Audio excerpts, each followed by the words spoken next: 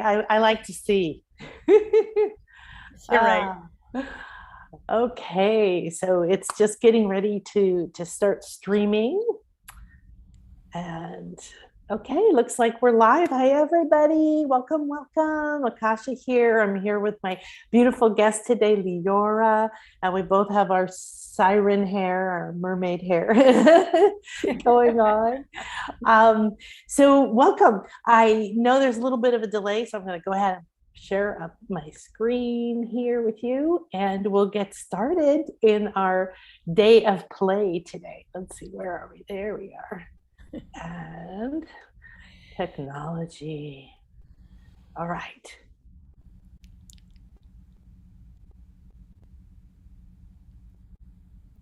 Okay, good. So there's always this clicking and then more clicking.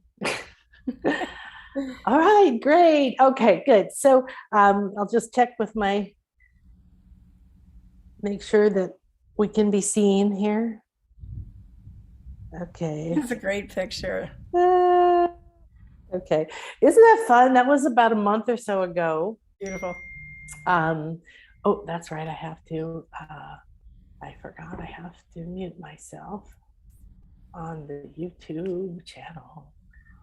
So where is YouTube? Here we go. Oh, I'm already muted. I was like, why am I not hearing myself? Okay, we go back.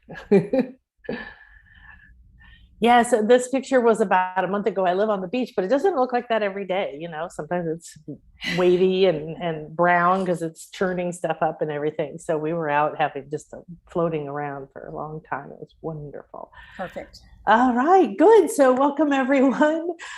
Blessings, blessings. I'm so excited to have you join me on the Infinite Show for this series on 2022 guidance and energies and what's up and what to expect and why are we here and how can we have the most positive and empowering experience this year and be the flow. So everything we've done so far, Holly channeling the High Council of Orion, me talking about the mapping your life through your soul, and the wonderful, delightful time we had earlier this week with Donna Marie. Those are all available. And today we have the beautiful Liora Brunn. On Monday, we're going to talk to an astrologer about the wild years ahead.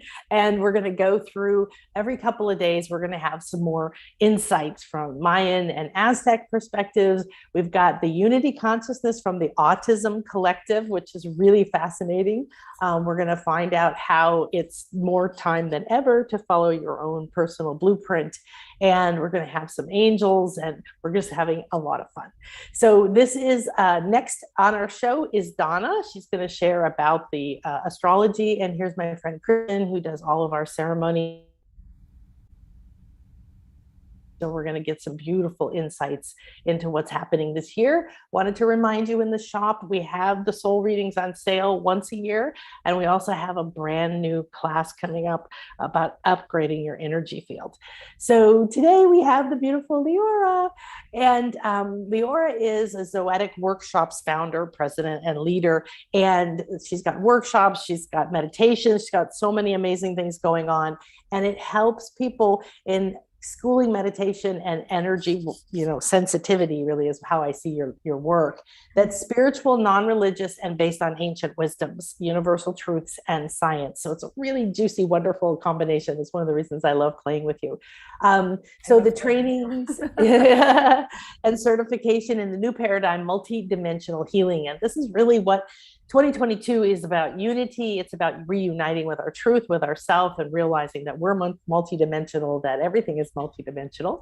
She is a contributing author to The Ultimate Guide to Self-Healing. And today we're going to talk about Be the Flow. And I know that you're going to share at the end how to get a hold of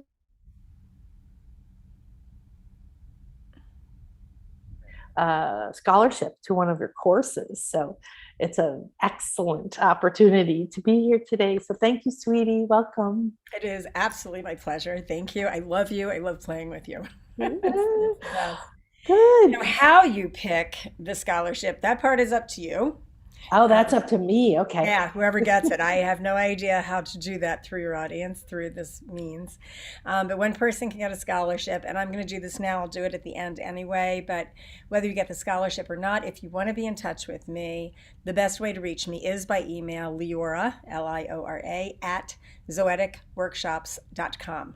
And or you can call the Wellness Center if you want, and that's 443-609-1111. Okay, so Perfect. Yeah. And if you forget it that and you want to get in touch with Leora, or let's just say if you want to be put into the pot for the scholarship, then just send us an email. So make sure that you're on the list at nanakasha.com and send an email to support@nanakasha.com, and Donna will help you find Leora and whatever you need. absolutely.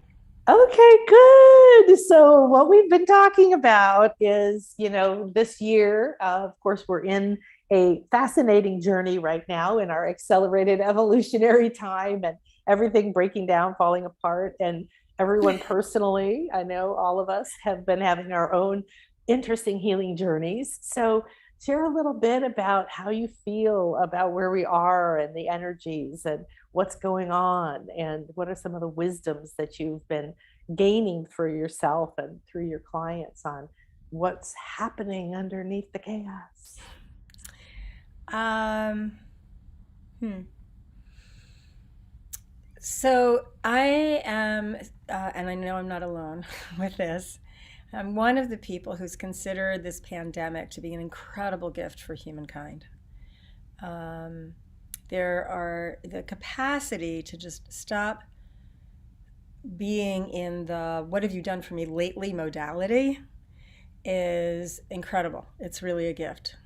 Some people are pedaling twice as fast at home, which it could be a little bit harder. Um, but in fact, I've seen more and more people just take time for self-care, for community care, for family care, like that. And I love that. I think the lessons that are here are very much about putting balance into our lives. And part of how balance happens is putting into place practices that literally take care of you. That it could be anything from taking walks. It's kind of funny. I'm like taking walks. Today I'm looking out here. It's supposed to snow a few inches here where I am, and I'm looking at these gorgeous fronds of palm trees behind you, Nan, and I'm like, what a juxtaposition in weather here. But, walking or I tend to run to the anemic side of life, so eating a palm full of organic raisins every day really helps me. Otherwise, you would see super dark circles under my eyes. But so they're just taking a hot bath, connecting with people, calling family, pausing, watching movies, reading books, whatever it is, slowing down, cooking, actually just taking the time to not only nourish but nurture, not only nurture but nourish yourself as a whole being, part of it being that you and I are in residence in our physical bodies. So taking care of that physical body and taking care of the mental body and the emotional body and the spiritual body and the ethereal body and the body of wonder, taking care of all of it, meaning taking care of all of you. And the more that you are taken care of, not just by yourself, but actually not allowing and enabling others to help take care of you, because pretty much everybody I know would way rather be the provider of caregiving than being taken care of. But actually allowing yourself to be taken care of by yourself and by others, the more that starts to just open up the floodgates of us being the interconnectedness that we really already always were. So part of that, and it's really a kind of critical part, is gently, lovingly, and in a celebratory way, literally taking care of ourselves and each other. So some of the lessons that have been there for me, this is kind of a built-in. As a personality, I'm the category of the introverted extrovert. So I can do extroverted all day long, but I could also stay in my room all day long, and it's just okay with me. So it's been an indulgence to because my whole life is like way out there in the world and interfacing with people pretty much all the time. I also have a big family, and I've got all the students, and I've got a community that I'm involved in, and it's a lot of out there-ness that goes on. So being able in the pandemic to just quietly be in my own space more than I was has been genuinely a gift. And I really encourage people to do that. And what I have found is people have taken up that offer. They have come into a quieter place within themselves as well. And I'm going to address this in that there has been a massive, I think everything about this is public, massive uptick in mental illness during this time frame. And part of that is, I believe, people who are still trying to do life the way it was rather than surrendering to life the way it is. And trying to do something the way it was, or even the way that you or I would want it to be, like making it be something, literally flies in the face of allowing for creation and discovery, which actually happen simultaneously in that body of wonder. It is not about making anything happen. It's actually discovering and creating, again, simultaneously. And what's there is an incredible sense of neutral. So opinions no longer exist. Opinions, it becomes glaringly obvious that opinions are functions of ego.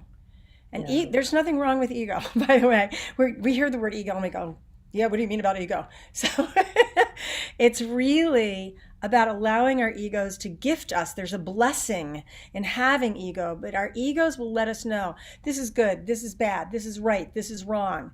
I prefer this, I disdain that. Whatever it is that our egos are saying, they are literally inherited conversations from many generations back, along with the multitude of influences that we have in our lives, books, movies, parents, siblings, friends, the newspapers, whatever it is. We get influenced by other people's opinions, and all opinions can be traced back to ego, and all of that is three-dimensional. Completely three-dimensional. It has form, it has function, and there's nothing wrong with being three-dimensional. You cannot be four-dimensional or 9 or 27 or 44 dimensions without including all of the dimensions that come before. So there's nothing wrong with being three-dimensional, but recognizing it for what it is enables us, allows us to say, thank you. Thank you for informing me. Thank you for letting me know the healing that I have to do. Thank you for demonstrating the limitations where I have been in limits within my own being that allows me then to step out of that three-dimensional way of being into who knows what. Who there's like literally no idea. It's in the wonder, and in the wonder, there we have discovery and creation. Inside of, I don't usually go to the not words, but it's, I don't know. I haven't got a clue.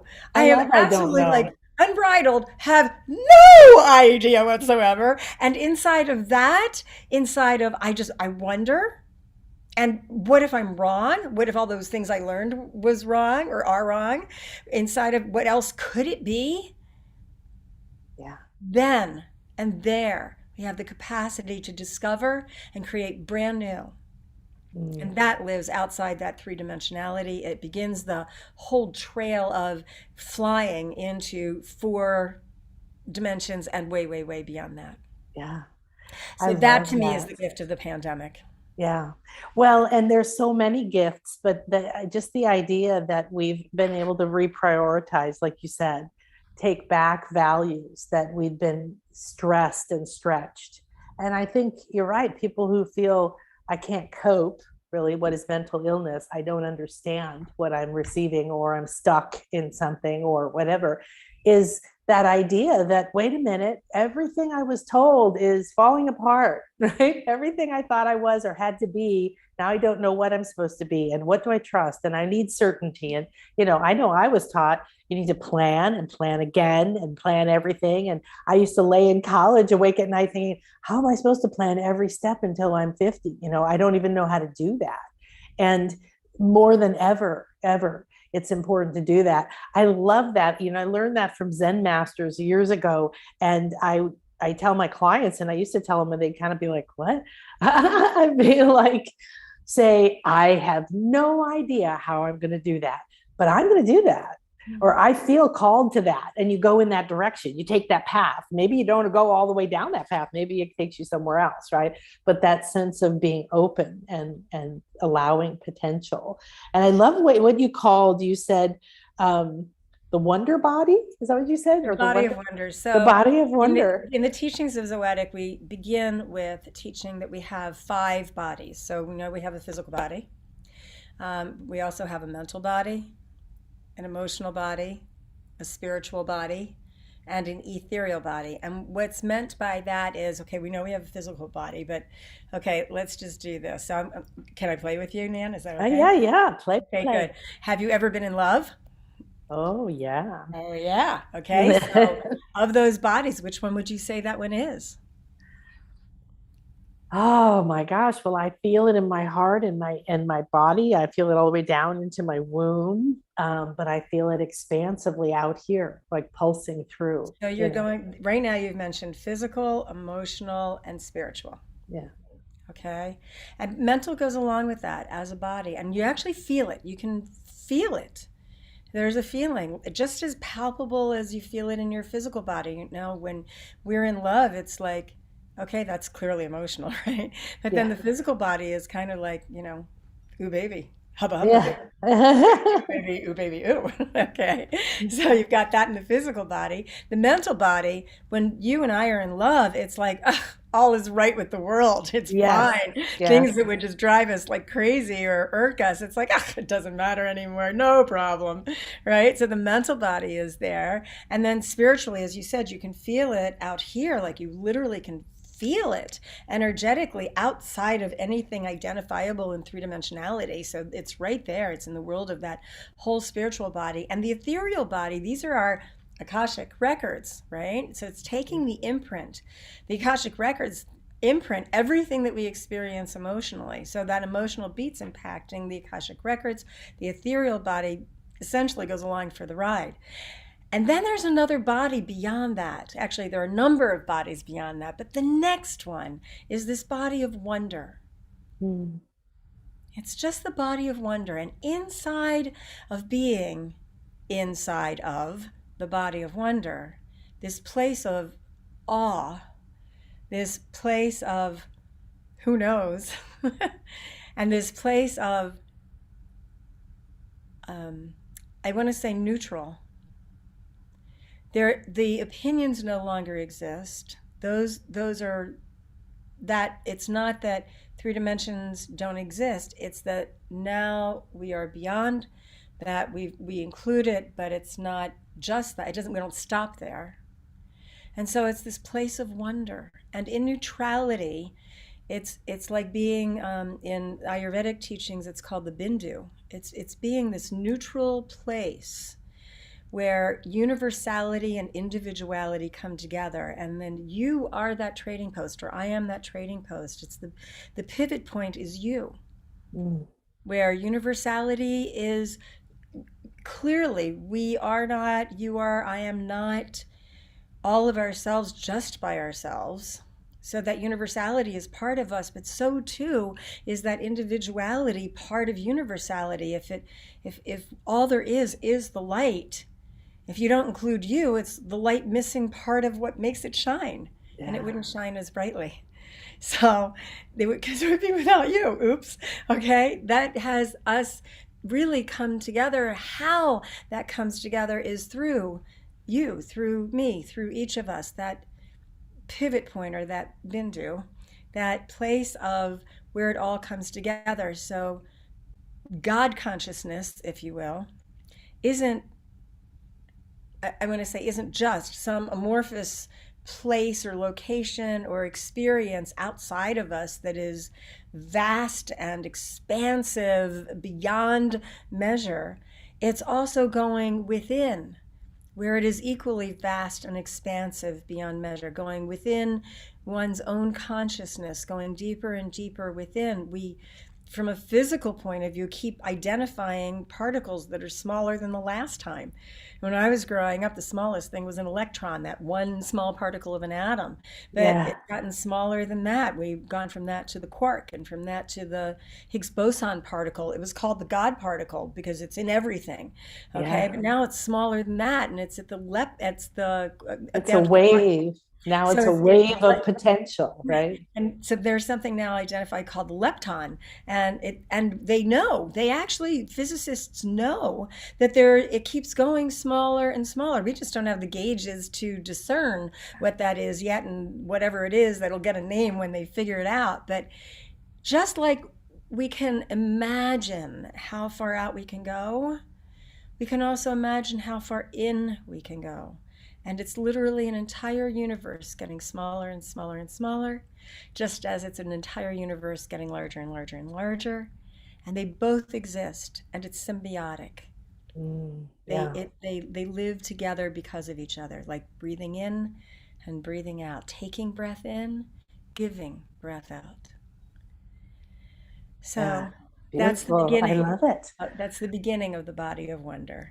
A body of wonder. I love it. And so it's kind of like that point when you connect with the infinite field, or the 0 point, or it almost looks like a fulcrum to me, because to be in a body means we're above and below, we're within and without, we're masculine and feminine, we have all those things. So it's such a wonderful name. I've never heard anyone call it that before, and it makes it very juicy and enticing. I love And I it. I wonder want to what's next. And I play. I wonder what the love next it. moment is. Yeah. So in that, um, it's very in language is a hindrance, a bit of a hindrance. Um, Language is three-dimensional. Language, all words have definitions. Yeah. So And many definitions, depending on who most you words are have and how more you than one were raised. definition. Yeah. But definition, de finito, of the finite. Words have a finite aspect to them, and they are, in fact, very much in the finite and that three-dimensionality. And it's really like this when you have like that beautiful picture of you in the ocean, and you said it's not always like that. Sometimes it's churning, sometimes it's this. But could you actually give word to describe the hours that you and Chris were out there in the water, just floating around and bobbing around? You could give some words. Would it actually relay the experience itself? It feels infinite to me. That's it feels, because I turn and I look, and even when I'm walking on the beach, I just turn and I look from one end of the beach to the other, and just out over the horizon, and we have no islands, nothing out there. Mm-hmm. So it's just this infinite field of bliss, of ocean. And especially when it's like that, when the sun is there and it's blue and it's green and we're floating in it, I always heart to heart connect with everything, the ground, the meteor out there, the mermaids, whatever, the land, the ocean.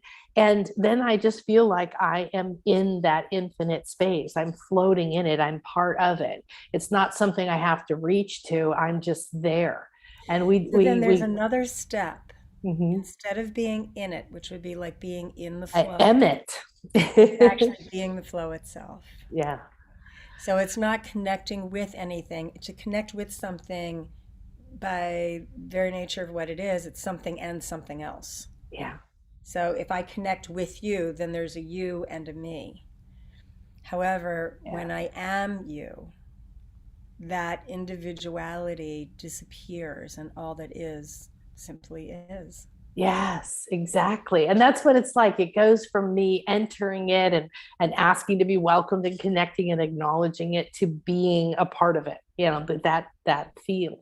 When I had one of my early ayahuasca experiences, was really intense. And after what felt like 4 hours of hell, the bliss started, the colors started, all the fears had to be poked to the surface.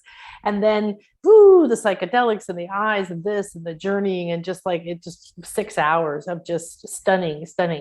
And at one point, part of my fear going into that experience was I would have to re-experience the grief of my daughter dying.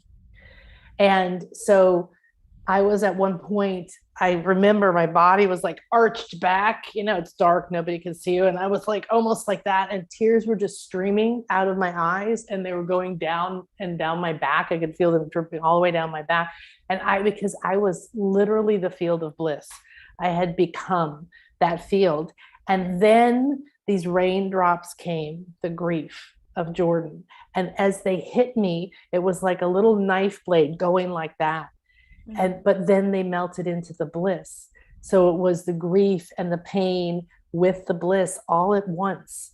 And it was one of those experiences where I was like, oh, we are that everything. We are that bliss, and we have these experiences. We feel these emotions inside of it, but they dissipate so quickly when you just realize that you are that. So in reality, we're very emotional. Yeah. We have emotions that we feel literally every single moment, every single day, all the time. And they go, it's just moment by moment by moment. Right now, what's present in me is loving you, appreciating you and all that you do, and getting this out in the world the way that you do. That's really just what's there for me. And the experience of that is completely fluid. I could say exactly the same words, but it would not be exactly the same experience in the very next moment. So to shorten that, I could just do this and say, I love you. And then I would just say, feel what you feel. Mm-hmm. And then I'll do that again. I love you. And just feel what you feel. Mm-hmm. I love you. And just feel what you feel. And were any of those three the same? No. No, of course not. Nor they were progressive. And it would keep going. I could say I love you 9 bajillion different times, and it would be 9 bajillion different experiences all the way through. You, me, in the world, all of it.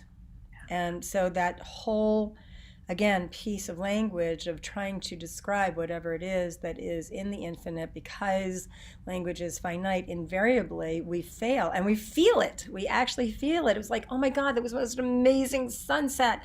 Could never ever describe the sunset and what it was like to be in infinity with the sunset and the sea and the beach, and actually see the curve of the earth. And and we can talk about it, and it still will not convey what the actual experience itself was. So experience itself is four-dimensional.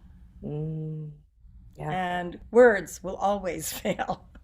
Yeah, exactly. Well, a picture is 1,000 words, and the feeling is an infinite number of words.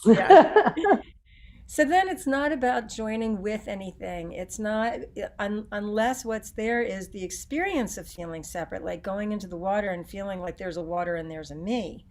But if I'm going into the water and it's that I am the water as I go into the water, it's just water with water, and there isn't any separation, and there's nothing to connect with, because connection already is.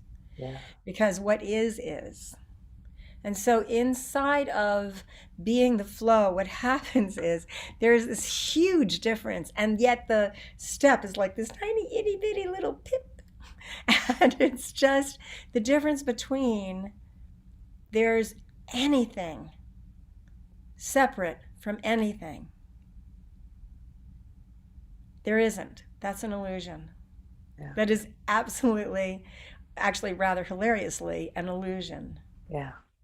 There is no... so profound, though. It's been so ingrained in the experience, the culture, the mindset, for so long. And that you need this thing outside of you, and you're not good enough without me, and you need my permission too. And it's wonderful, because I think that's part of the hot mess that's melting right now. And yay for the melting, the metamorphosis. However, that's a lot of people scared, a lot of people really confused, and the idea of this is, depending on how long you've studied different things, right? Like feel God, invite God in, be one with God, and those different phases. All of which hold self separate from God. Exactly. Yes. Yes. But if there is no separation, then God is you, you are God. So that's Yeah. like saying, I invite me into me. Yeah, which isn't a bad idea, to say, who do I And we want to be notice, with? Me. and then you notice we notice these things that are so just imagine that it's not that you're in the stream, it's that you are the stream. And you're not just the stream, you're the flow of the stream. And it's not separate from you. It's not like, oh, I can experience being in the flow. Well, that's still you separate from the flow. It's actually being the flow itself, but it takes nothing for us to jump right outside that flow and go, oh, wait a second, I don't like the way he did this. I don't like the way she said that. I don't like, Oh, oh yeah. man, I am so for having done or said whatever I did or said. And the moment we do that, it's like, okay, we're flowing down the stream. And it's like, oh, branch, gotta hold on to that branch. I'm gonna hold on to that branch for dear, oh my God, life. Yeah. Yeah. And then in that moment, of course, total separation from simply being flow. It's like I want to go, I love you. Let go. Yeah. Yeah. Well, and that's the place we're at, in our evolution. Is we've gone through centuries and phases and this and that, and we've gone through the new age, and we've have a certain percentage of the planet getting bigger and bigger that's conscious in some way of being on their path, and that these things exist. And people are, the thing about being in a faster evolution is how we are hitting our blocks more quickly, like you said, like, oh, that pissed me off, they shouldn't do that, I have to go argue with them. We see that conflict, that argument, that perception of I'm over here and you're over there, the right and wrong, and it's getting tighter and tighter and more intense because we're ready to pop out of that cocoon like the butterfly is like, this does not fit anymore, I got to get out. And then becoming that. So the illusion is dying. And when I moved here and began to understand the Mayan civilization, which is turned out to be the oldest civilization that they know of on the planet, and it beyond belief, the knowledge and the wisdom. And the pyramids, the 9-step pyramids, are based on waves of consciousness, and the top of the pyramid is unity. And that's where we got in 2012. The structure was built that we could actually prepare for this moment. And it's not like, I think that many people knew that. However, that idea of, like you said, unity, reuniting, being one with, recognizing that you are that, and you are you, and you're both one. And it used to be such a huge concept. I think now there's becoming easier and easier ways to let go of the construct. But what do you have to share with people on how, the horrible how, but that just be in the flow, just acknowledge you're one with everything, and then there's the that comes up. So to be really rigorous about it, to even say I am one with something denotes a something and a something else, like a me and a something else. So language is a little dicey. I mean, it's linguistically awkward to simply say one is or I am. But that's what it comes down to. Mm-hmm. And any word, literally every word that would come after the am or the is or the are, is immediately a thrust into the illusion, the delusion of ego and opinion. She is pretty. He's a hunk. Doesn't matter what you say. Okay. It doesn't have to be all the awful things. It could be fabulous things. That This is what a beautiful event. Well, what an event. Yeah. The event is. and that's it. That's where it stops. So it really, there is a cessation of being one with anything because it is all one already. It's walking out, I mean, a very practical sense, it's walking outside of the pet store and feeling the molecules that are in the asphalt driveway moving and knowing that you're moving as that, or being able to look at a car and literally see everyone who's ever been in that car or touched that car from the assembly line to the last passenger to get out, who actually got out after the driver did. And being able to perceive all that is a gift. It might seem like, oh my God, that's so overwhelming, but it's actually not. It's just like in Nichiren Shoshu Buddhism, they talk about life is like a mud field. And if you've ever seen a mud field, it's flat. I mean, there's nothing, there's no rise or anything anywhere. It's flat, flat, flat, flat, flat, flat, flat. Okay? And so it's not that any part of it is separate from any other part of it. It exists as a mud field because all of it is. And then it's just what part of the mud field is your attention on? And that's what arises from the mud field. This piece, that piece over there, another piece here, that piece way over there. It's just what part of the mud field are you paying attention to at this point? Mm-hmm. And then when you really pull this back, it ceases to be you.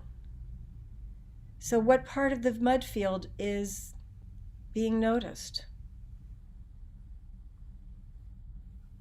And this is where you get choice, right? This is where you can choose your life instead of focusing on this is a terrible thing. You can say, what if I pulled back and realized that, there's every possibility or potential. It's also creating, that's the thing inside that body of wonder. There is this place of discovery, creation that I haven't found a word to say what happens when those two come together or arise simultaneously yet. Anyway, I don't know if there is one, but I'm pretty well languaged, but I obviously don't have that word. So if somebody does have that word, please give it to me. Well, you may get the word. You may invent the word. We're going to need more language. We might need another word for that, but it's discovering and it's creating, and it's very different from causing. Causing and creating are such different vibrations. I love that distinction. So it's not about making your life be this way versus that way. It's not about causing my life or your life into existence. It's actually about creating life as, frankly, in harmony with self, but self is self with a little s and self with a big S. It's not one or the other. So that binary in neutral, I used that word before, neutral. Inside of neutral, binary thinking literally ceases to exist. Mm-hmm. So there no longer is a this or a that. There is always, literally always, a place not only in between, but that includes both this and that. So nothing's compromised. Yeah. Neutral. And rather than it be a place of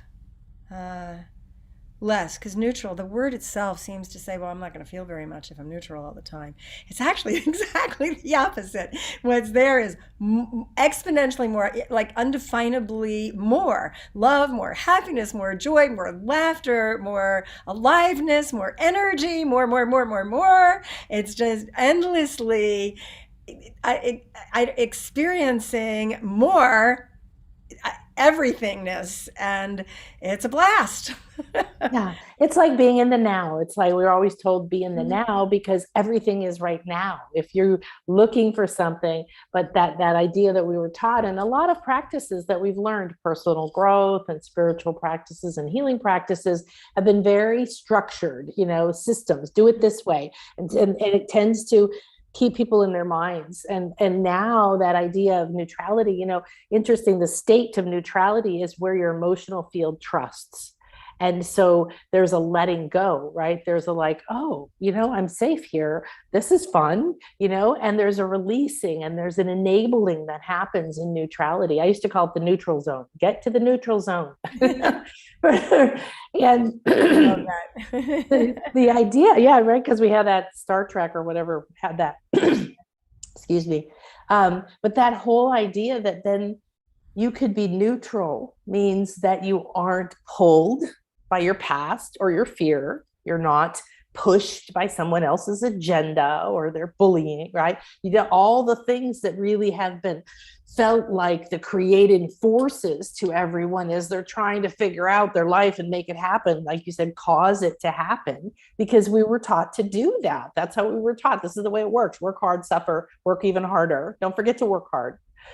And don't be too happy when you're working hard, and don't ever expect it to be good, but work hard to get it good. It's just all this nonsense that I've been unpacking for decades and decades, and that's where we're coming to. And I love how you're like the body of wonder, the idea of being neutral, the idea of not needing being addicted to the big high. Oh, I want to be blissed out, or I want fairies, or I don't want to be depressed, like not being attached to any of those states, and then being in that infinite space. It's a beautiful space to be. Part of what's there is those emotions. Again, every single beat, there's another emotion, another emotion, another emotion, and it changes. Even if you call it the same name, it literally, the experience is a different experience all the time. So there's all these other emotions, but really, what if no emotion is good or bad or right or wrong, that there's no such thing as enough emotion or not enough emotion or too much emotion, that it's just emotion. It's just one emotional beat after another emotional beat after another emotional beat. I mean, I would defy anybody to say, okay, I know when I haven't felt something. I haven't felt something when I'm bored. Well, you felt bored. Yeah, exactly. Okay. Yeah. Except okay. where you well, are. no, I didn't feel anything. I was just feeling numb. Okay, that's what you were feeling. You were feeling numb. That is a feeling, and it's a completely valid feeling. But what's there is that no one feeling is better or worse than another feeling. They're all rich. They're all delicious. They're all really delectable, actually. So inside of that, feeling completely blissful is not better than feeling completely morose. In fact, one is just as rich and yummy and delicious as the other. Yeah, it's just true. Another emotion. If you've had like a deep loss, if you've lost someone you love and you feel that grief, it's a very low, heavy state. It's where regret is and a lot of other unpleasant things that we think. However, when you have experienced that, it's like, because you've had the capacity to feel the love at this other expansive level, and it makes it so rich. One of my clients, her mother is dying. My ex used to be a hospice worker. His whole purpose came into his body, and he went into hospice when my daughter died. And I know from these experiences, personal and hearing other people's experiences, how we all want to say, no, I don't want to die, and I don't want you to die, and it's horrible, death is horrible, and isn't it too bad that this happened, and judgment, and putting all these things on it. And yet the experience can be so rich. She literally is having a better relationship with her mother now than she has ever had in her life. It's amazing. And they are enjoying it. Yeah, absolutely. And it's not heavy. By definition, it is not heavy. It's just, it could be, like bliss. She's in bliss with her mom. Yeah. How beautiful is that? That's not heavy. Yeah. That is, inside this teaching, that is what we want to go to. Like, that's beautiful.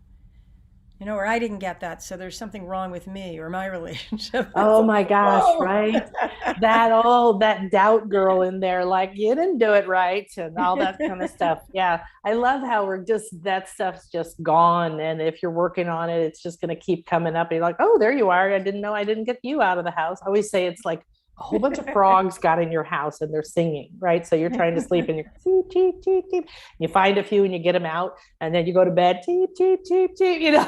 That's what these things are like, these voices, these beliefs, these patterns, and all these paradigms, and they don't make any sense anymore. Just like you were describing, being in these different states and acknowledging and softening into this oneness, you those don't make sense anymore and they don't feel comfortable anymore. So it's very Well, good if you're feeling risk that of beating discomfort. the drum, I'm going to anyway. One of the most incredible ways of transcending all of that is meditating as a practice. Yeah. Yeah. It really does make a difference. It changes our brain chemistry, it changes the way that we have and can and do program our brains. And then that's also part of like really our bodies as well, like just healing, healing and healing, getting ourselves into alignment. And the more we become all these bodies that we talked about, they are interconnected and interdependent. And as that becomes more and more who we are as a being, that's how it becomes more and more in all of these bodies. So, look like you want to say Yes. Well, I was going to say, we're kind of coming to the end of the hour. So would you like to do something with us? Lead us in something or share something or bring some beautiful energy in? I could. I don't know if I could do a 10-minute meditation. Can we go over the hour? Oh, Is that yes, yes? absolutely. I am Okay. not that strict. I'm definitely very Okay. fluid. Great. So, thinking what I want to do.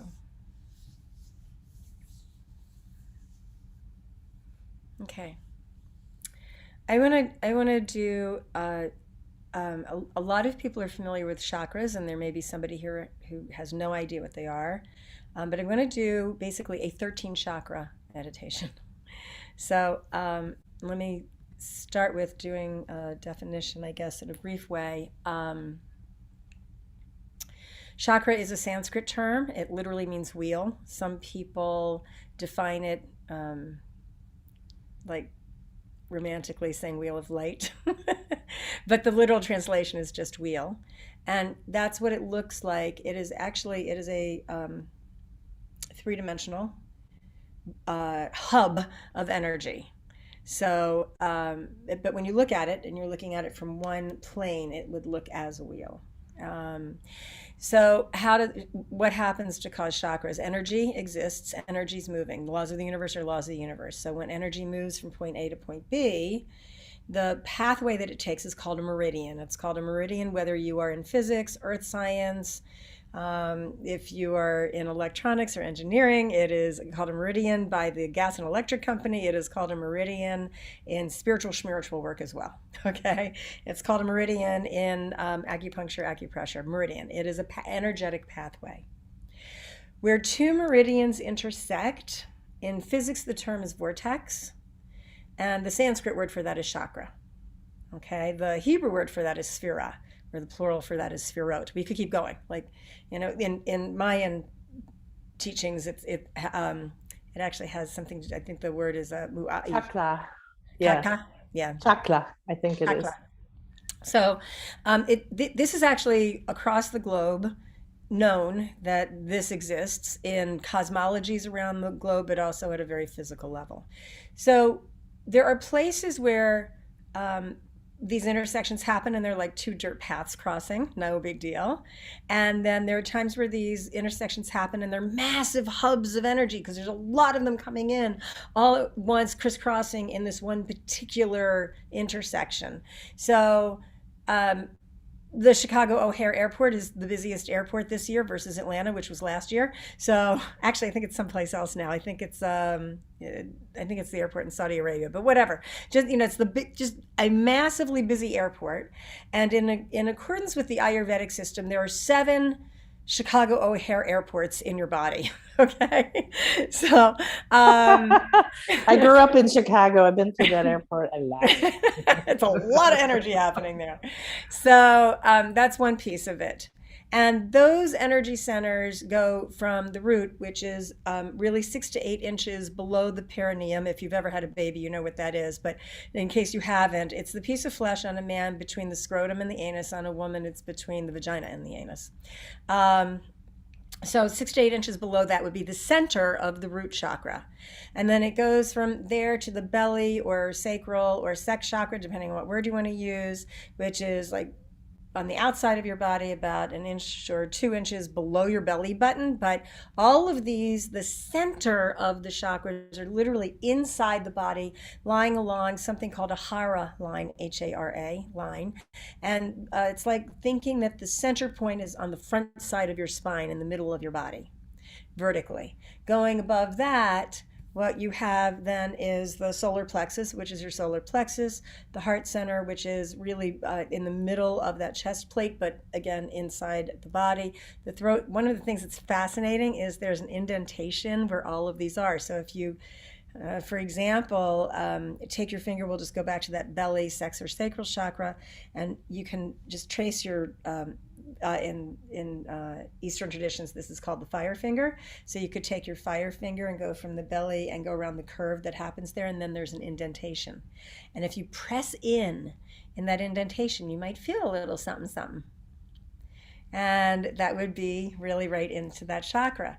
If your heart, which is really not like the physical heart, which is in fact a little to the left of the middle of our bodies, usually, but really in the middle, I'm going to tilt that down, like right here in the middle, there's an indentation. And that indentation, you can feel it.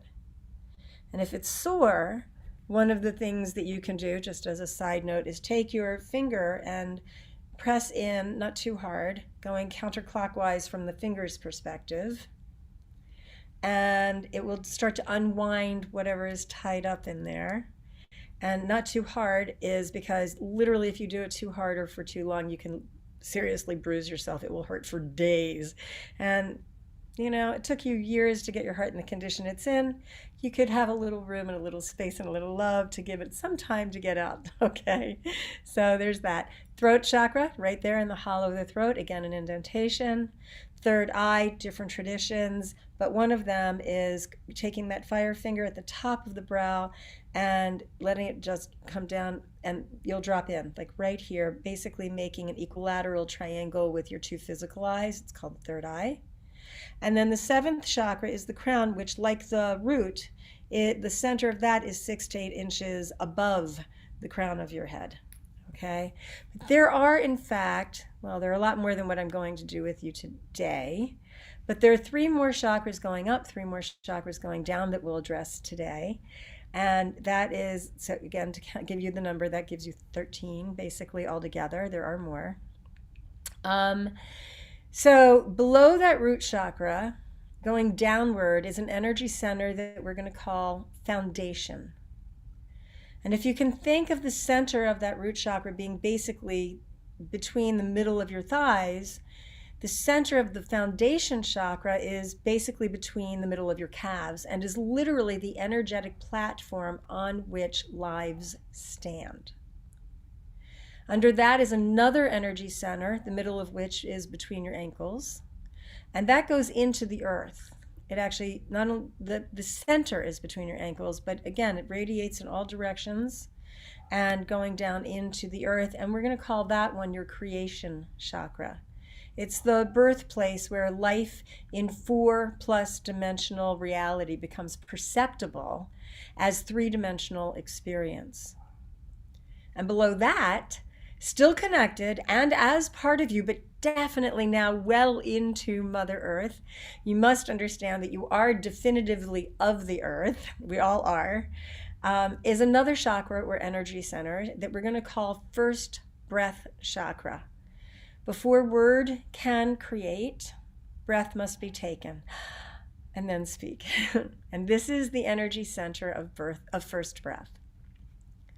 Going upward above the crown chakra, again, the center of that is 6 to 8 inches above your crown of your skull. Going above that, we're going to call that tree of life or wonder. It is where knowledge and wisdom come together. The nascency of wonder is that tree of life. Dealing with it from a Kabbalistic point of view, we could have knowledge or we could have wisdom, but the tree of life is not whole until wisdom and knowledge come together. And that is the nascency of wonder. Above that is a chakra or an energy center we're going to call awareness or awareness of presence. This is where discovery and creation occur simultaneously. And above that, there is another energy center called being, which, as an opinion, which is based in ego, I think that speaks for itself. It's just an energy center called being. And rather than the primary colors of the chakras being whatever color you have learned, in this meditation, we're going to work on you having every single one of these energy centers, all of it, including all of it, is white, pure white. Actually, it's clear, but from a physics point of view, physics of light point of view, clear light and white light are literally synonymous. And how do you imagine clear? You can only imagine what you can see through clear. So we're going to use white. For anybody who's not visual, don't worry about not seeing white, although what you can do as we go into this meditation is let your eyes land on something that is white and then bring that in. That can help. But you might just hear it, you might feel it. The words themselves are literally enough. And that's it. So we're going to do this chakra meditation, and as soon as we come out, we can talk about it just a little bit. And Okay. basically, this one as a practice creates, hopefully, grace as being. Beautiful. Okay. So if you wear glasses, take them off. And in the world of this meditation, the recommendation is that you position yourself in a way to have some balance in your body. So to do that, maintain having your feet flat, even if you're lying down. If you're sitting, just have your feet flat on the floor. If you're lying down, it would mean pulling your knees in up so your feet can be flat on the floor. And then for both, just from a very practical point of view, just pull your feet apart a little bit, and then your knees will fall in, and it will take no work on your part to hold your legs there. And this will just give you a little bit of grounding that'll help. Everything else, open and receiving. No crossed ankles or crossed wrists or arms. If your fingers are interlaced, open those up so nothing's crossed there.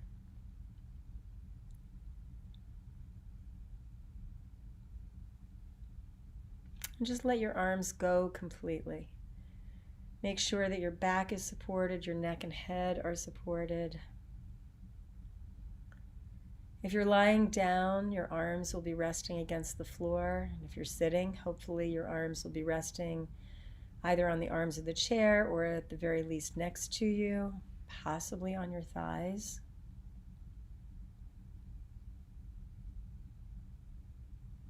If you want to get a little fancy, you could have it be that your right palm is down and left palm up, archetypal giving and receiving, giving to the earth and the universe, giving to all that is, receiving from all that is.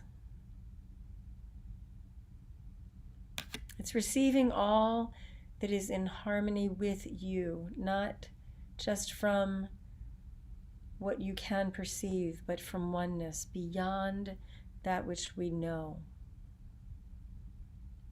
from the divine.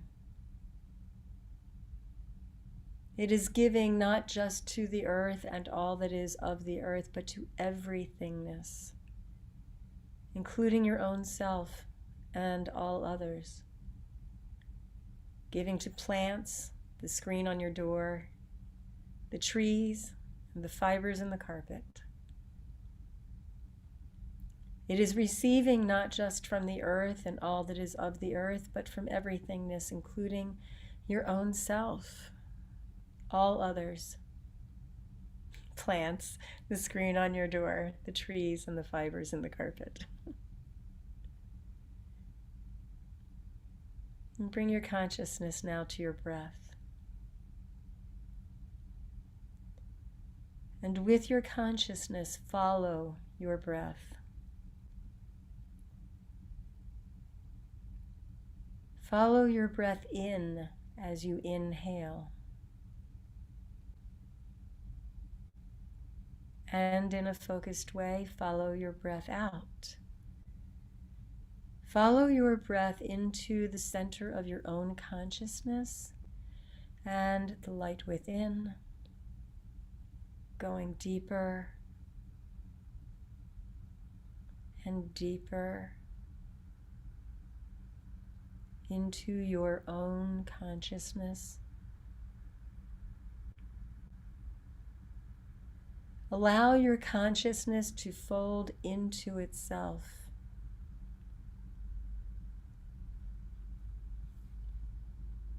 Taking you deeper within than you have ever traveled before.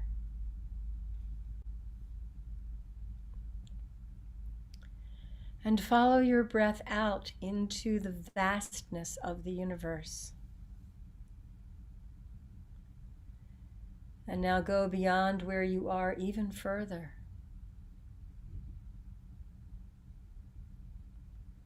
Journey past wherever you just expanded. And allow omnidirectional expansion of your own being into all that is and the eternal light that is there.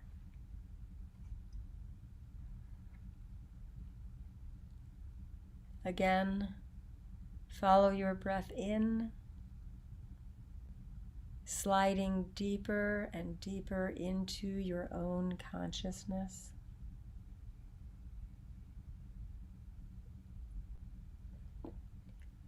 Simply allow yourself to go deeper and deeper within.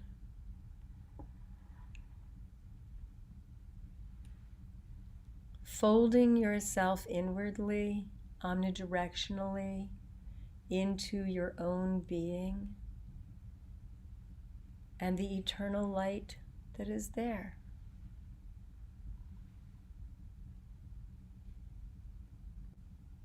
Again, follow your breath out, omnidirectionally dispersing your own being further and further into being universal consciousness. And just breathe.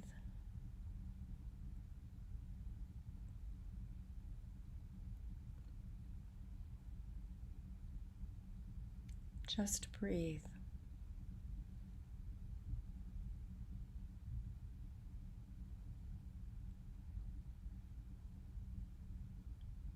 Bring your focus into your breath.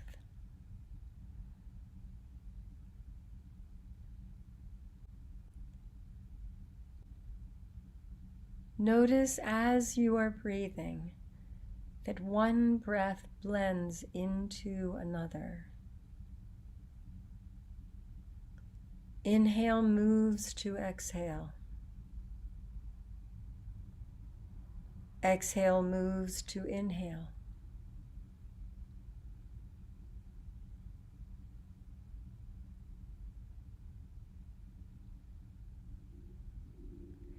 Inside the circle that breathing is, become aware of the symbiotic relationship between you breathing and all that is green of our earth.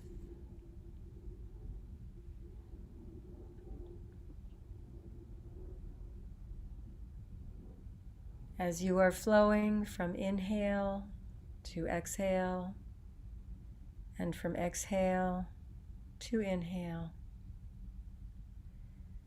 consciously bring pure white light in from everywhere, all directions, all at the same time.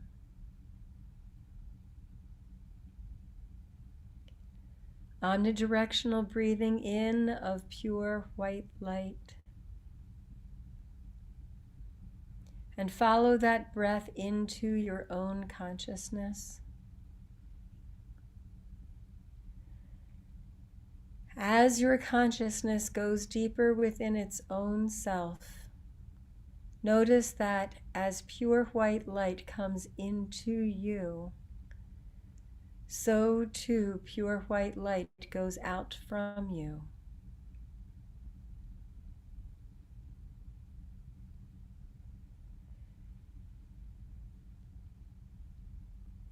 Recognize yourself as a conduit for pure white light going deeper and deeper into your own being.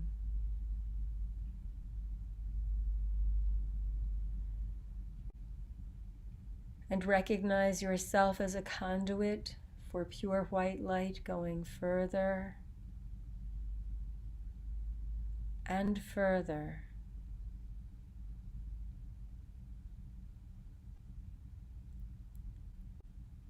into the universe from you.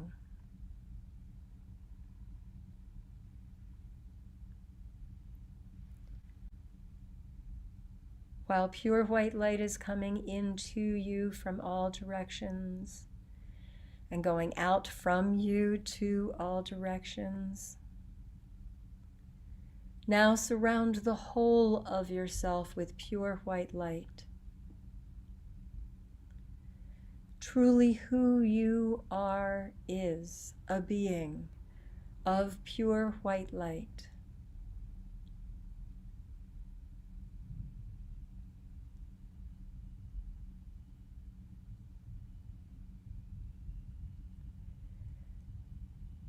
Who you are is a being of pure white light, both within and without, and everything in between.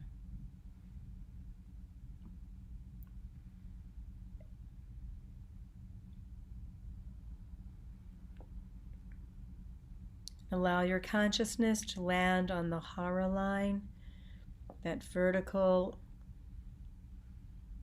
and invisible transducing rod that goes through your body, through the middle, going upward beyond what you can see or perceive, going downward beyond what you can see or perceive.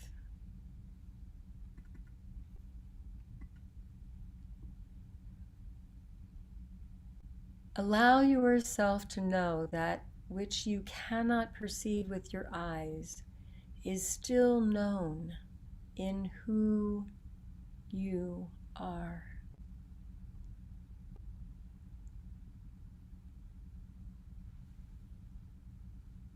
And allow your consciousness to go down that hara line all the way to the first breath chakra, deep inside Mother Earth, from whence we all come.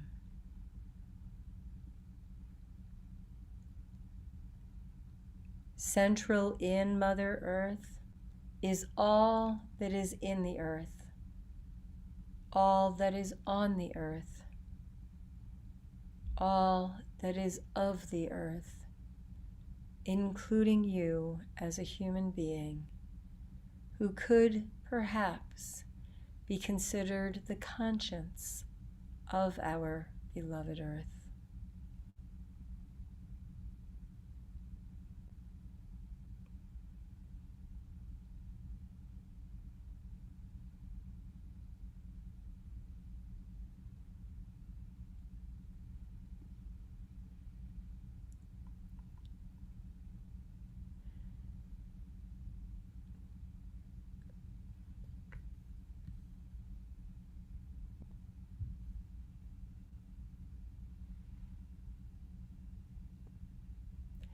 Before word can create,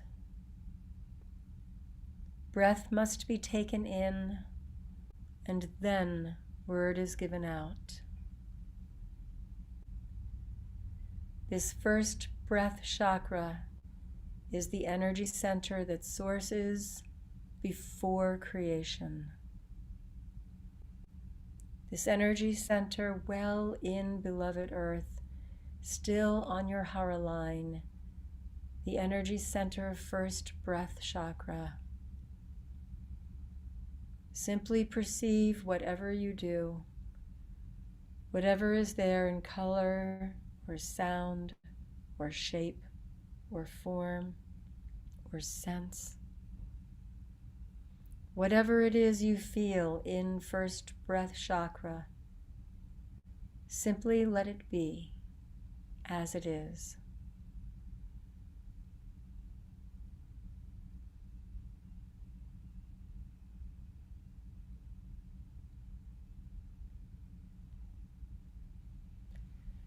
And infuse your first breath chakra with pure white light, whether you see it or feel it, whether it is created or made up, invented, whether it is simply known or you just hear the words. Infuse your first breath chakra with pure white light, with all that is holy, all that is pure, all that is the allness of all, that is God within and without. Adonai, Allah, Wakantanka, God Goddess, all that is, oneness. Whatever term resonates for you, simply allow your first breath chakra to vibrate and to be purity in that pure white light. Creating it whiter, brighter, more vivid, more luminescent,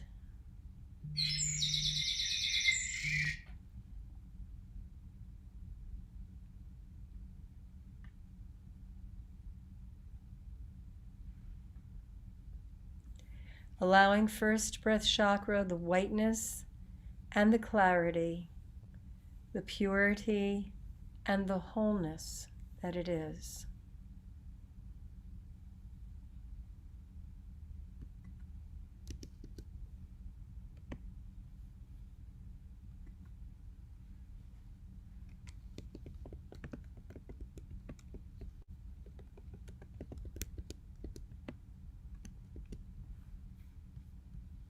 And move your consciousness up your hara line to your creation chakra. That energy center connecting your matrix, your particular unique individuality, and universal being. The center of creation chakra lays between your ankles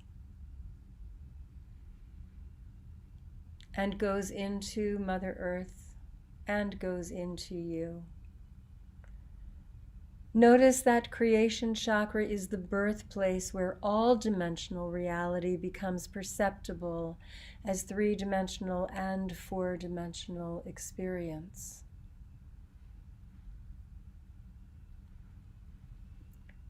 Simply perceive whatever is there in shape or form, balance, color, sound, the way creation chakra feels. And infuse your creation chakra with pure white light,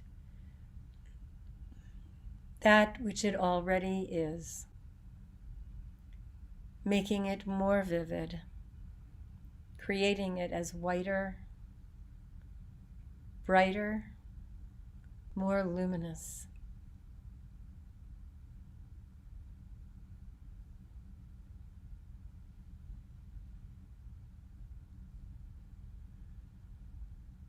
As pure white light comes into the pivot point of creation chakra from every direction, move your consciousness up the hara line to your foundation chakra, the center point basically between the middle of your calves. Foundation chakra is the energetic platform on which your life stands. Perceive whatever is there in your foundation chakra: colors, sounds, feelings, shapes, images, moments.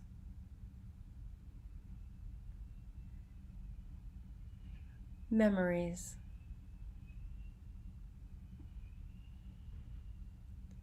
And deliberately imbue your foundation chakra with pure white light, allowing the purity and the whiteness of the light to be the whole of the vibration of your foundation energy center. Move your attention upward, this time to your root chakra, the center of which is 6 to 8 inches below your perineum. Perceiving whatever is there in color, shape, form, balance, or the lack thereof. Your root chakra is where spiritual energy can be transformed and integrated with human life force energy.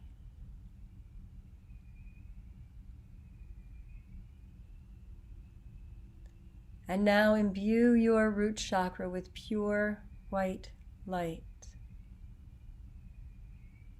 allowing for all that is and giving it purity, whiteness, and integrity of being, so that your root chakra is vibrating as the holiest of holies, pure sacred energy, as all that is.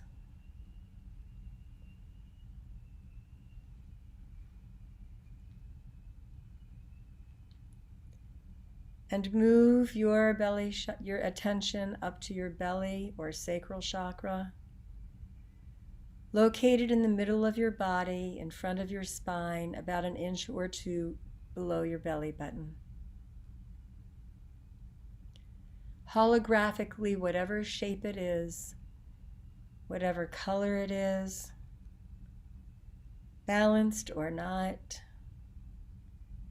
simply perceive what's there in your belly or sacral chakra, the energy center where the fruits of your labor are birthed.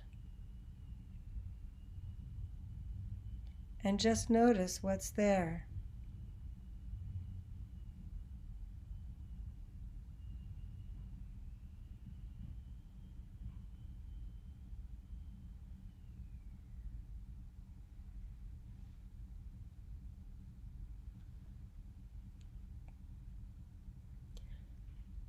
Perhaps there is some sound or feelings.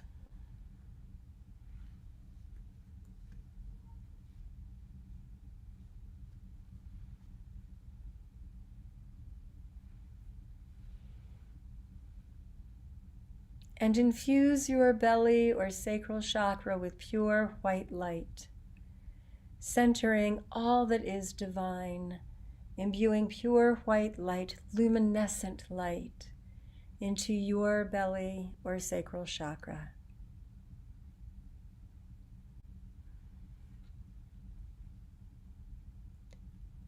And move your attention up now to your solar plexus chakra, the seat of receiving from the universe all that is in harmony with you. Simply perceive what's there: color, shape, form, sound, perhaps texture.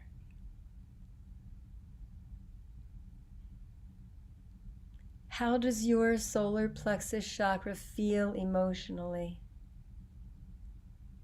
How does it feel physically?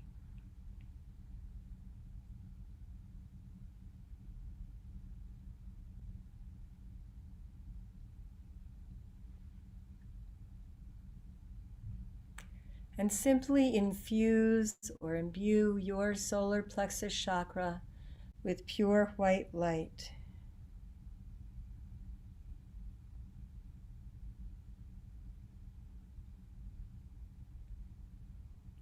Make it more luminescent, brighter, whiter.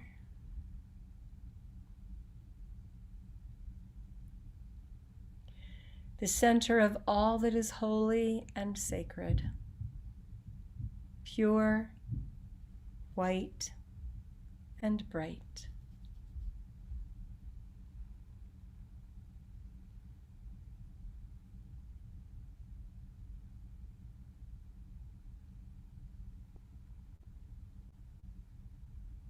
Now move your attention to your heart chakra.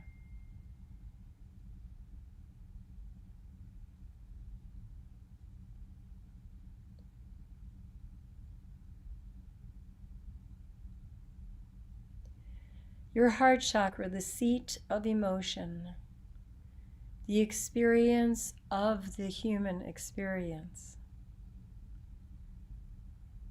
Just notice, what does your heart chakra look like, feel like, sound like?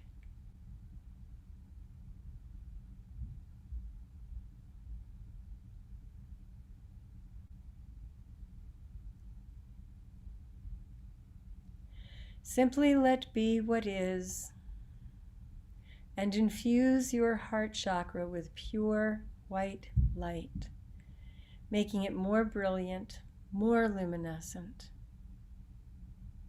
brighter, whiter.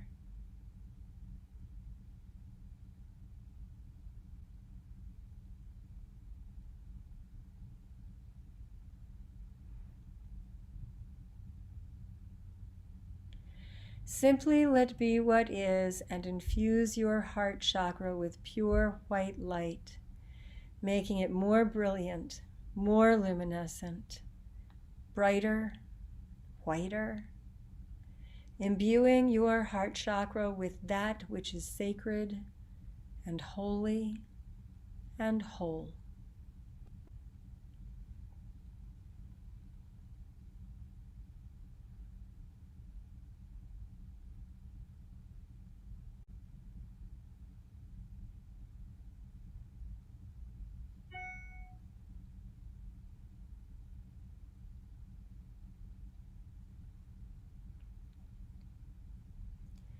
And move your attention upward again, this time to your throat chakra, your energy center of expressing your human experience.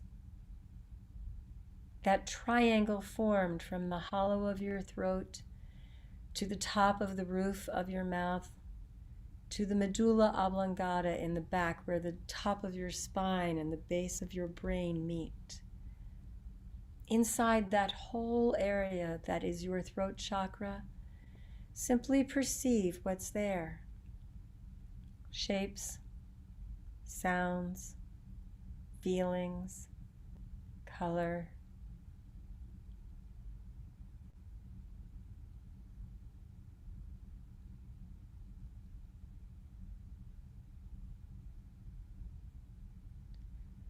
However that throat chakra is vibrating for you right now, simply perceive what's there.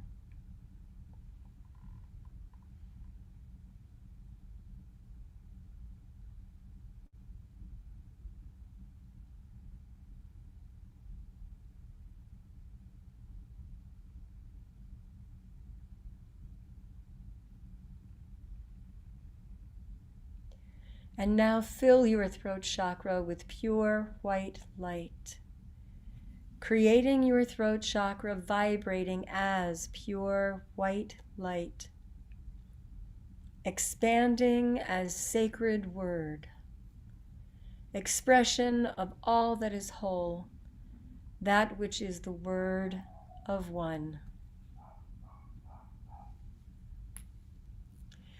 And move your attention now up to your third eye chakra.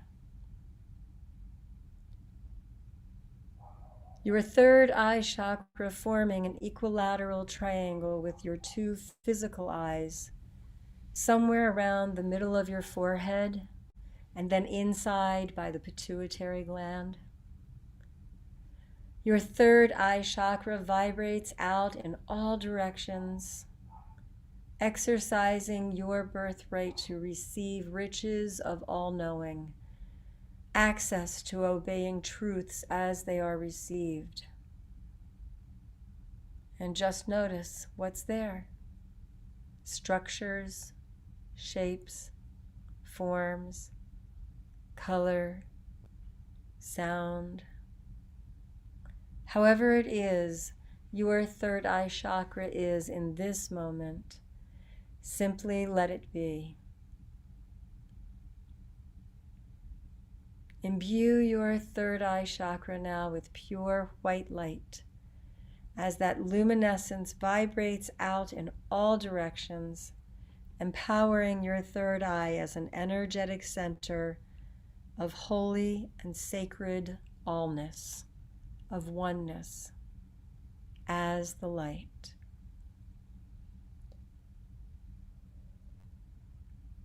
And bring your attention now to your crown chakra, the center of which is 6 to 8 inches above the crown of your head. A primary connection to God consciousness. And simply allow yourself to perceive whatever is there. Colors, shapes, forms, feelings.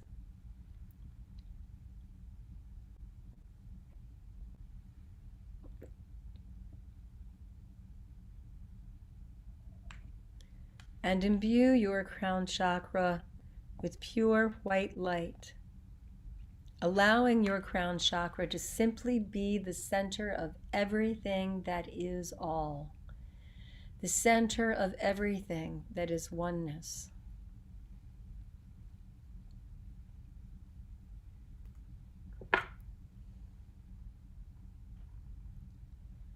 And move your attention upward again, now to the chakra of wonder, the energy center above the crown, where, like the tree of life, knowledge and wisdom come together as one.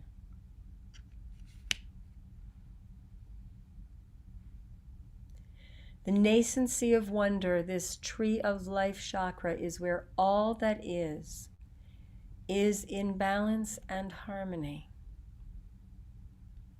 And allow yourself to perceive whatever it is that you do perceive, whatever you are feeling, or seeing, or hearing, or smelling, or sensing, or knowing. And allow your wonder chakra to be filled with pure white light, vibrating as oneness, as all that is in purity and sacred holiness. Your wonder chakra, your tree of life chakra, omnidirectionally vibrating out into everythingness as the center of life that it is, the center of light that it is, the you that it is. And move your attention upward anew on your hara line, this time to the chakra of awareness, awareness of presence. This is where discovery and creation occur simultaneously. And simply perceive whatever it is that you perceive here in awareness of presence.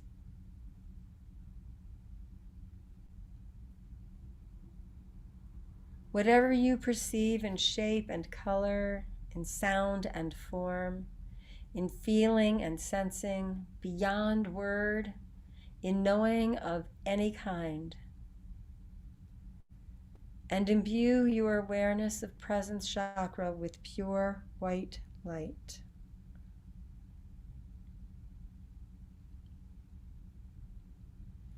Pure white light vibrating both outwardly and inwardly, omnidirectionally, filled with all that is holy, that which is sacred, balanced, and in integrity. This awareness energy center vibrating in and as pure white light.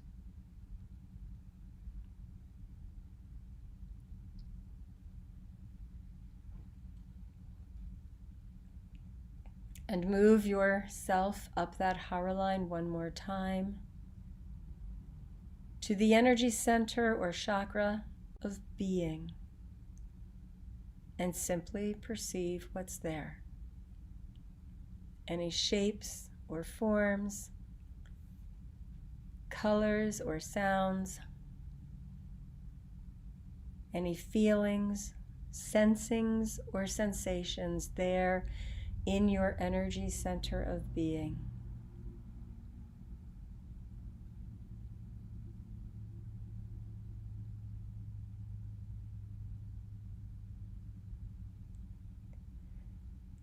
And imbue your being chakra with pure white light, even more than what's already there. Omnidirectionally shining in and shining out pure white light, creating your being chakra all around and all through as whiter, brighter, more luminescent. And recognize that who you are truly is a being of pure white light, both within and without, and everything in between.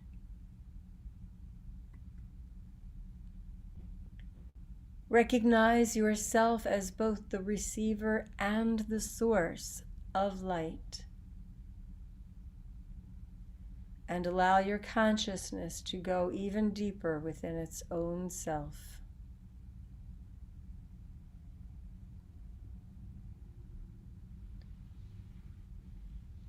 Deeper and deeper within your own consciousness, finding your center point of pure white light within. From there, from the individuality, universality of your own being, give that light to the world. Give the gift of that light from within the center of your own consciousness to the universe.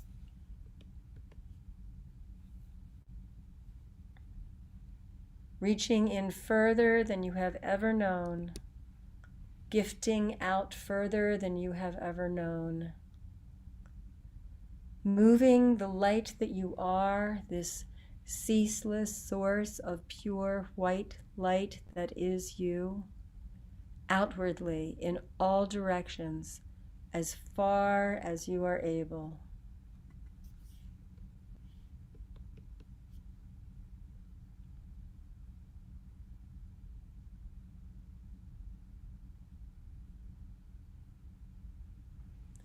Include giving pure white light to yourself, to your family, your friends. It is for you to bless the world around you. It is for you to bless your family, your friends, your co-workers, acquaintances,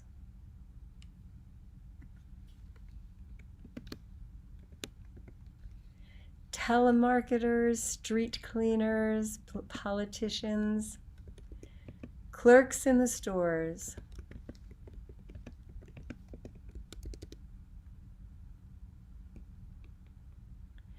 anyone and everyone whom you are blessed to witness or see or hear or perceive in any way at all. It is for you to bless all events with the pure white light that you are. Anything that comes into your consciousness, anyone who comes into your awareness,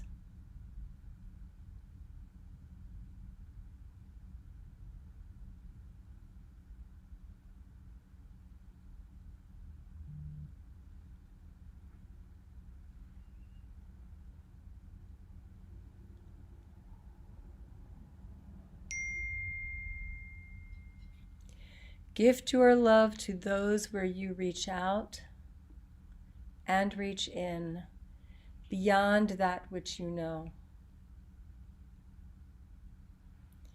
You are the blessing.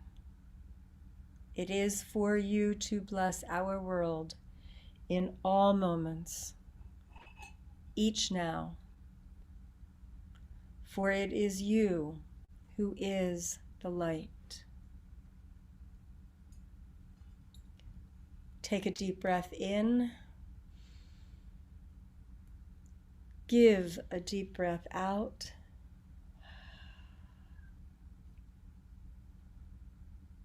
Take a deep breath in again, residing in the resonance of yourself as being the light that it is that you are. Give a deep breath out to all that is. And welcome to the ongoing becoming of being.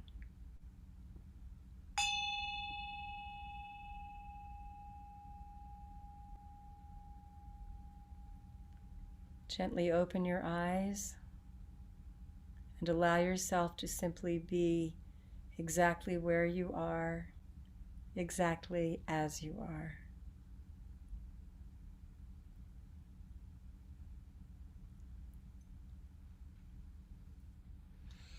Mm.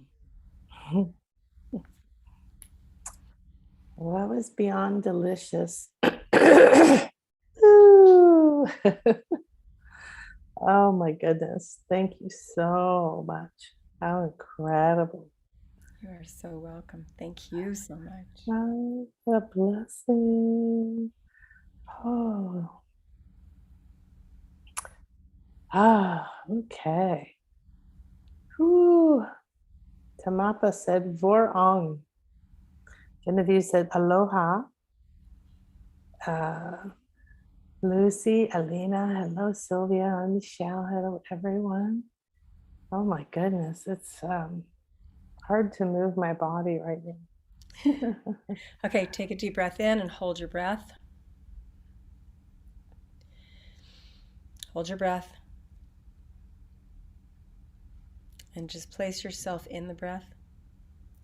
Drop your tongue in your jaw, exhale on the ah, and just let it go.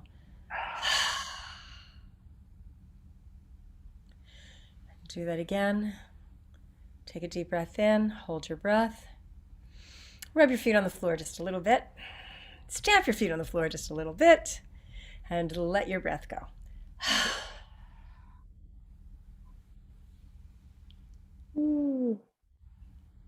There you go. A little better? Yeah, oh, I felt great. There's nothing wrong with how I felt. Oh my goodness. I'm going to go lay down and enjoy this delicious state. Oh my goodness. Well, what a gift that was to everyone. I hope everyone will share this and listen to it again and again. This is an incredible, incredible experience. Do you want to share a little bit about what so you're going to send in your email to Nan, to support@nanakasha.com, and in a few days or something, maybe a week, we'll pick someone to win this scholarship. Do you want to explain a little bit about what they're going to Yeah, I get? do. And actually, I had the thought that anybody who was actually a part of this particular broadcast If you don't win the scholarship, I'm happy to give you 20% off of the course. So everybody gets to win. All you have to do is play. um, so let's see. As Nan said at the beginning, I'm the founder of Zoetic Workshops. We have a curriculum of courses and other classes and seminars and whatever. Basically, it's training people in a number of, actually a lot of life-altering techniques, including meditation. There is a curriculum. There are 5 levels to the curriculum. The scholarship is for the first level course. The names of our courses are very simple. It's meditation, expansion, completion, integration, ascension. Boom, done.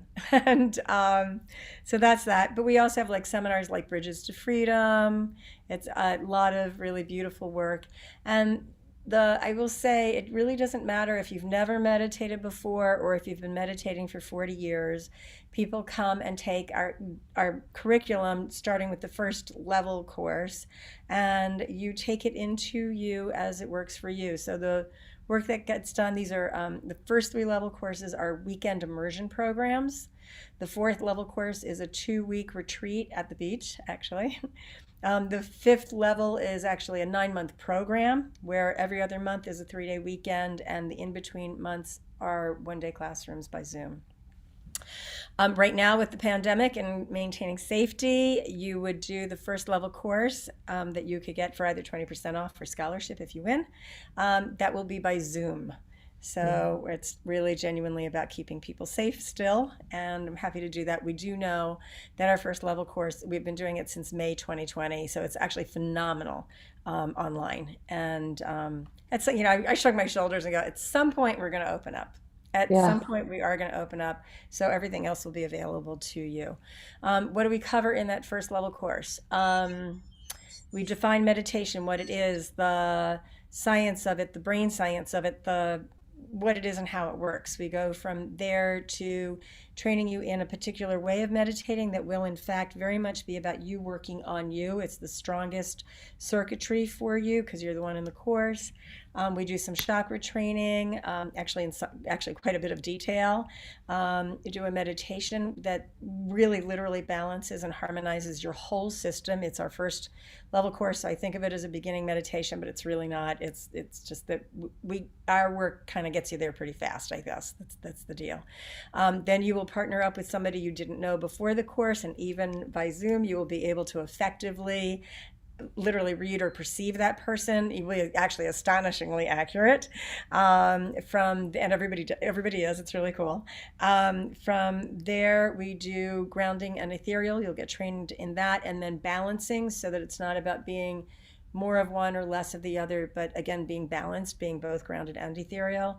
From there, you get trained in a dynamic meditation, which is really about manifesting. It is, in fact, an incredibly powerful manifestation tool. All of this is up through Saturday night. We start on a Friday evening. That's all of Saturday.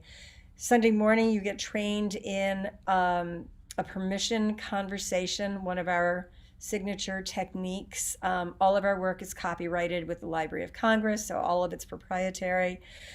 Permission conversation, you literally take anything at all where you're not okay in life, and which is another way to say it's like not okay with you for X. Like it's not okay with me. I don't have permission to bully, for example. Okay. And then you do the work where you actually end up having permission not only for that, but it's polar opposite. That polar opposite would be a driven way to be. So it doesn't mean you turn around and become a bully, but let's say the driven way of being is being exceptionally kind and conscientiously nice to people.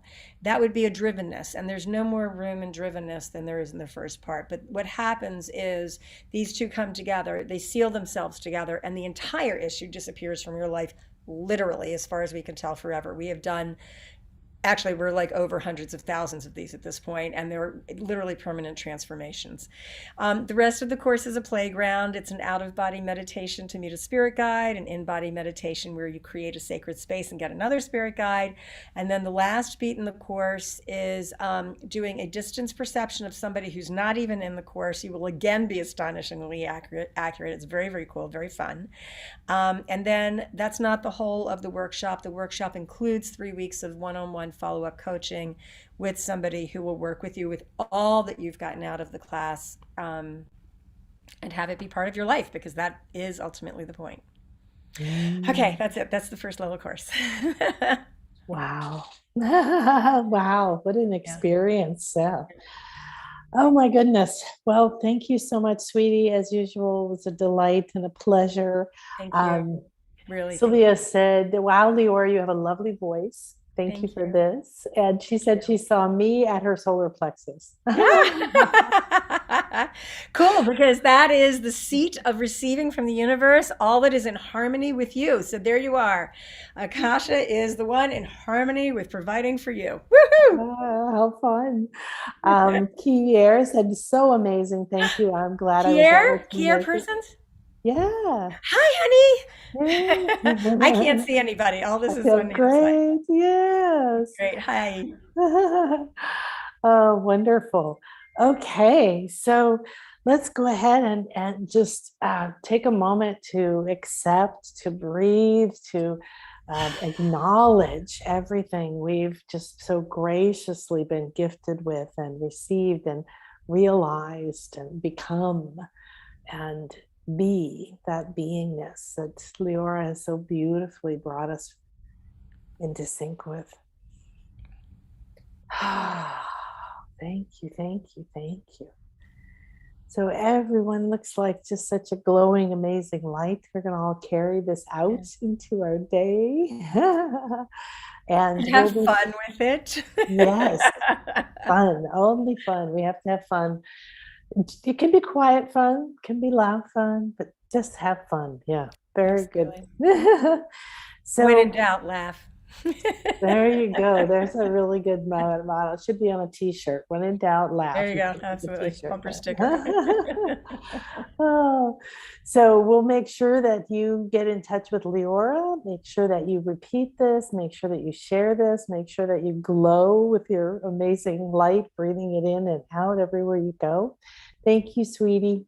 So much love. It is truly a privilege and a blessing to be here with you. Thank you so, so, so much. And I love you. I love you. Okay. All right, everyone. I love you all. Take care. I'll see you next week. Bye.